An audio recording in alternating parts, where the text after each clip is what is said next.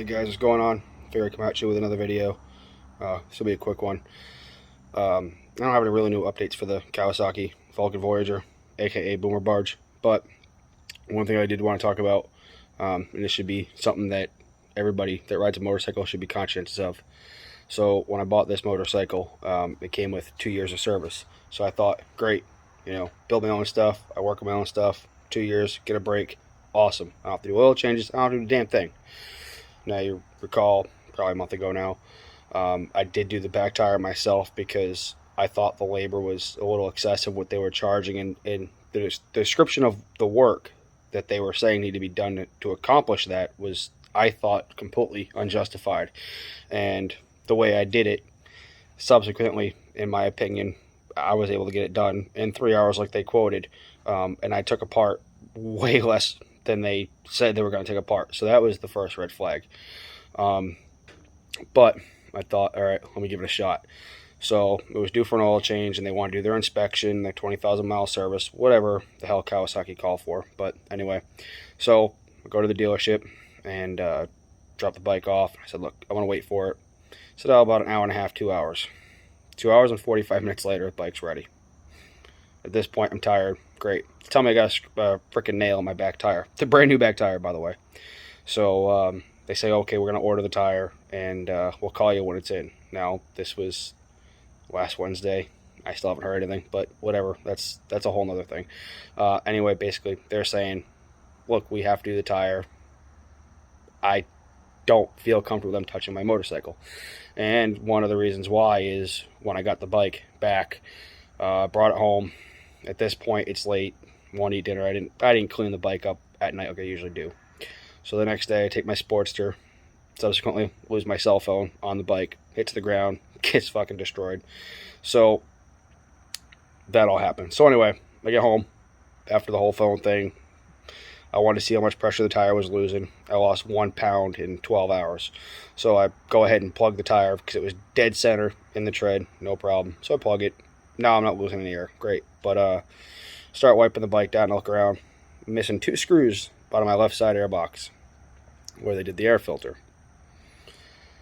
So call them up and say, hey, look, can you tell me why I'm missing 2 screws out of my airbox? 1 long screw, 1 short screw. What the heck? I understand it's a used motorcycle. I didn't buy it brand new. But in my opinion, it doesn't really matter. You treat every customer with respect. You treat their motorcycle with respect. Doesn't matter how old it is.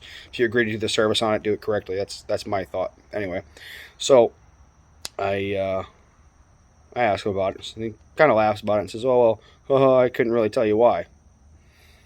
Okay, but this isn't acceptable. Now you guys want to do a back tire. You want to do, because I have road hazard, you want to road hazard my tire, but you left 2 screws out of my airbox. How do I feel confident that you can successfully complete that repair?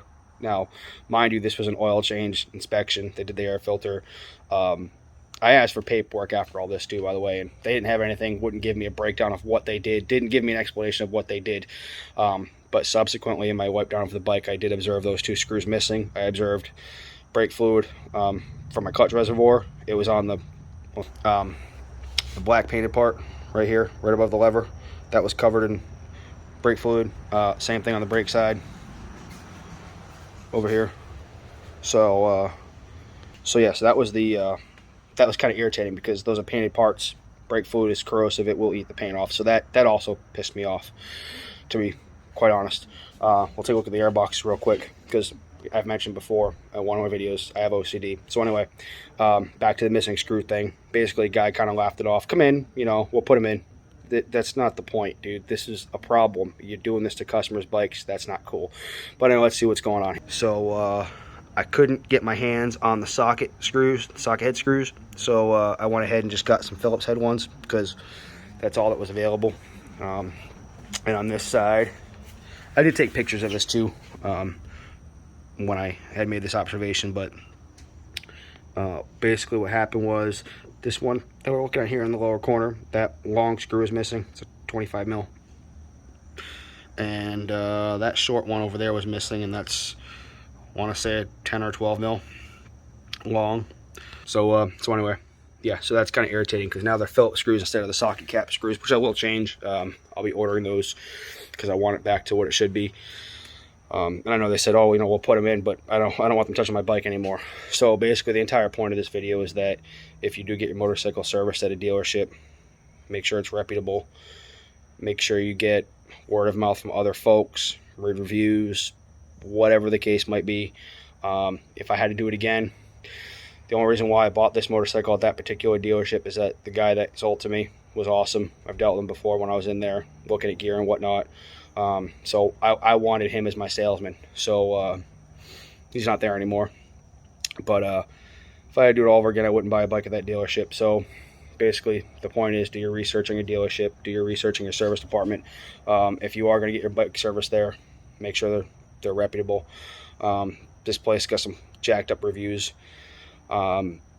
So basically the whole point is going forward, they won't be touching this bike for service. There'll be no more oil changes, nothing. I mean, I don't trust them to adjust a damn, I wouldn't trust them to adjust a freaking mirror. So basically if you don't know how to work on your own motorcycle, go through forums, read, do some research, do some digging, ask other folks for advice. Plenty of resources out on the internet. So, and when you do get it serviced, check it out. Make sure, everything's on the up and up, because, let's say, for example, I let them do that back tire, and then all of a sudden, something goes wonky. So, check everything. This also proves the point that it's very important to wipe your motorcycle down. One, to care for it. So first thing. But the second thing is, as you're touching your motorcycle, you're wiping it down, you're seeing things, you're observing things. Just touch things, move things around, make sure everything's tight, there's no rattles, nothing's loose. Just basic common sense items. Read your owner's manual. That's a good source of information. If you can get yourself a service manual for your motorcycle, get one. I do plan on getting one for this motorcycle, especially now since, I was going to wait till after the 2 years, but that's not going to happen now because, like I said, I'm not going to trust them to adjust a side mirror on this thing at this point. So that's all I really got for you guys. It was a very disappointing experience and not one that I'd ever like to repeat again. It was very frustrating, and the whole experience has been poor. So as for the road hazard tire, if they're not going to release the tire to me to do it myself, then I'm just going to go with the plug in the tire. I've been working with tires since 07, so I feel confident in my repair. I've never had a problem before. I know there's some back and forth people about plugging tires and whatnot, and it's a personal thing. I feel confident in my work. I check my pressures every other day, so I'm fine with it. I'm certainly not going to tell you, oh yeah, go ahead and plug your tire, be fine, because you can screw it up in the process. So I'm not going to give out any advice like that. But for me personally, I'm okay with it. So yeah, guys, just keep an eye on your motorcycles, ride safe, make sure everything's good. Especially if you get a service somewhere, just look around. You see stuff like that, it's kind of disheartening. I know it's not a new motorcycle, but still, I mean, I paid good money for this thing, so that's what's frustrating. So if I could find another dealership in the area that could transfer that warranty to, I would, but unfortunately it's non-transferable. I can't go to another dealer and get it done. It's a specific through this particular dealership, so I'm kind of screwed. So I'm taking over maintenance sooner than I wanted to, but it is what it is. But yeah, like I said, that's all I got. I know I've said that a few times now, but I'm gonna end this here. So as always, ride safe, take care, look out for everybody on the road, be safe. Bye.